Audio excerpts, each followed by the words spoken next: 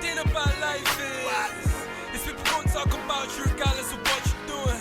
So stay focused, stay on your grind, and pay them the mind. Hello, everybody, and welcome to my podcast. My name is Evangel, and this is One Thing About Life. Today, I'm going to be talking about go-to-market strategy, aka GTM. So let's get right to it. So starting from the top, talking about go-to-market strategy, it's a very important aspect of marketing that I actually like and I enjoy because it determines the success of a new product, a new feature that you're introducing to, it could be an existing product in a new market, right? But just for the sake of what I'm saying right now, it is important for taking a new product for launching a new product, a new service into a market. So in the context of how it could be a new product in a new market, an existing product in a new market, an old product, a new product in an existing market, a new feature in a new market, on and on and on like that. But I hope you get the point. So it's really important to understand from the perspective of your target audience to try and understand what it is, first of all, who they are, building out your personas, building out your value metrics.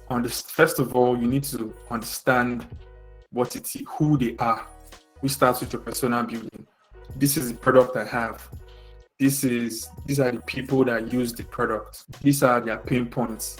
So I know their pain points. I now need to craft the right messaging that addresses their pain points that will resonate with the audience. So you could come from the angle of benefit or feature, emotional or functional.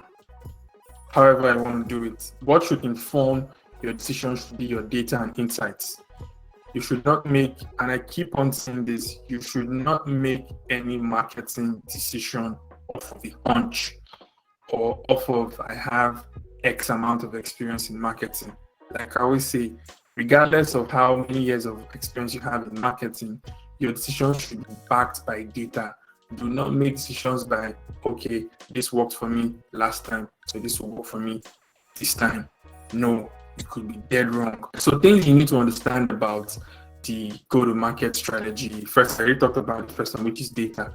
Understanding your product market fit, understanding how your product fits in the market, how your product is solving the problem that people are having in the market. Then understanding your target audience, on doing your competitive analysis, understanding the market as a whole, understanding the players in the market, understanding the strengths of those players in the market and how your product is going to come in. What is your USP? How are you going to leverage the weakness of a competitor to help and position your product during your launch? And what channels, then the next thing again is what channels are you going to use? How are you going to distribute that to the market? So those things are very important in your go-to-market launch strategy. Then also internally, how are you working and collaborating with your cross-functional teams, your product team, your marketing team, your product marketing team, your customer service, your data and insight people? Again, it depends on however your company and your organization is set up, right? Because different companies adopt different approaches and different structure and organograms. So it all depends on how I'm structured. So that should inform any way that you guys work, depending on how you want to conceive. When the product or feature, the idea is conceived, and or when the insight or data is received that okay, this thing is missing in the market, and I think we should develop something for the market to be increasing, updating your product, or coming out with a new feature, or coming out with a new product entirely. So from that point on, that's when you should ideally planning out your go-to-market launch setup, and depending on what your roadmap is saying. So considering the strategy, engaging with the cross-functional teams, getting insights from all of them, putting all those things together, coming up with your messaging, identifying the channels you want to use, coming up with the creative, doing all those things. So by the time you put all those things together, you should have a very interesting and successful launch. So part of the things that you should be looking out for to measure the success of your go-to-market launch campaign are part of the things I discussed in my SaaS marketing mini series, where I talked about different metrics, marketing metrics that SaaS business should look out for, from your conversion rates, your customer acquisition cost. So you could listen to that mini series to understand metrics if your strategy has been impactful. Then you should have a very flexible and agile team that is able to change and adapt to how things are changing and in the market. So it could be your plan, your project. You have a project in the works and things are going wrong. How do you quickly adapt and change and make sure that your objective doesn't go south? Those are all the things you need to look out and having. I know this is a very deep topic that can have its own mini series entirely. So I don't want to go on and on about that particular episode very short, but I hope you understand things that I mentioned. So just to summarize about all the things that I talked about, just keeping it short. Basically, first of all, you need to have your insights. Always work with your insights.